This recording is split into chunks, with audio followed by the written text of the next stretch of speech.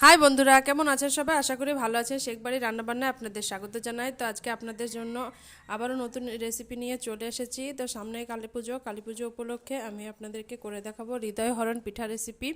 তো ভিডিওটি প্রথম থেকে শেষ পর্যন্ত দেখতে থাকুন, আর ভালো লাগলে চ্যানেলটিকে সাবস্ক্রাইব করে বেল আইকনটি প্রেস করে রাখুন। তো চলুন রেসিপিটি শুরু করি।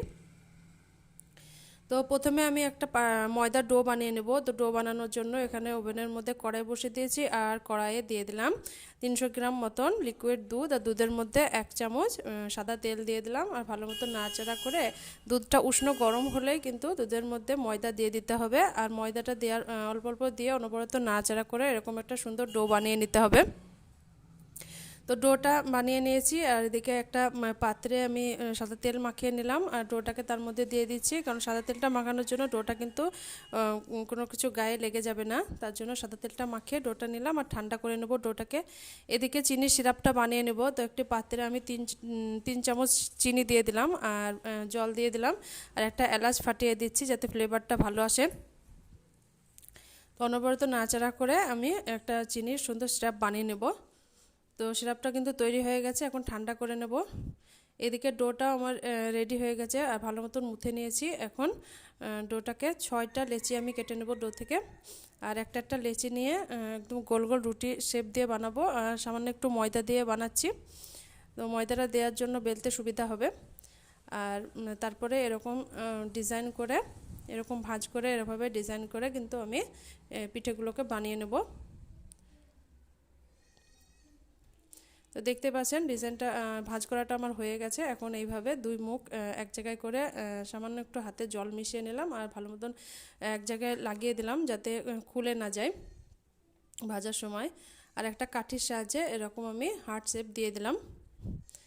তো আপনারাও এইভাবে কাঠির সাহায্যে হার্ট শেপ দেবেন। আবারও একটা করে আমি আপনাদেরকে দেখিয়ে দিচ্ছি।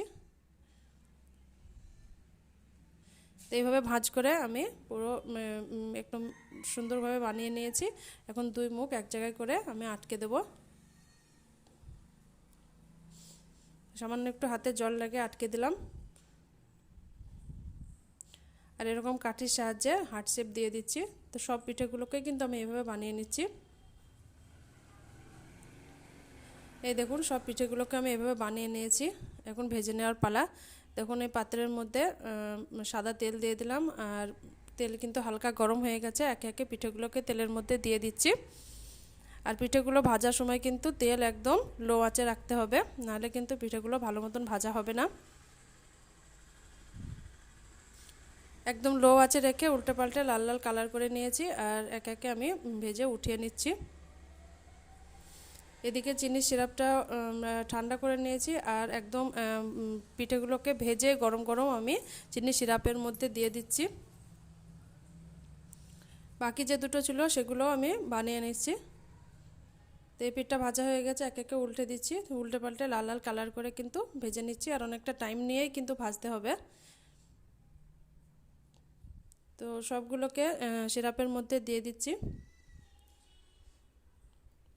তো সিরাপের মধ্যে দিয়ে আমি একটা ঢাকনার সাহায্যে ঢাকা দিয়ে 10 মিনিট রেস্টে রেখে দেবো। তো 10 মিনিট পর ফিরে আসলাম, একটা পাত্রে পরিবেশন করে আপনাদেরকে দেখাচ্ছি। দেখুন, তো কালী পুজো উপলক্ষে বাড়িতে গেস্ট আসলে কিন্তু আপনারা এভাবে বানিয়ে দিতে পারেন। অসম্ভব খুশি হয়ে যাবে গেস্টরা। আশা করছি আপনাদের ভালো লাগবে রেসিপিটা। ভালো লাগলে লাইক কমেন্ট শেয়ার করবেন, চ্যানেলটিকে সাবস্ক্রাইব করে বেল আইকনটি প্রেস করে রাখবেন যাতে নিত্য নতুন ভিডিওর আপলোড সবার আগে আপনাদের কাছে পৌঁছে যায়।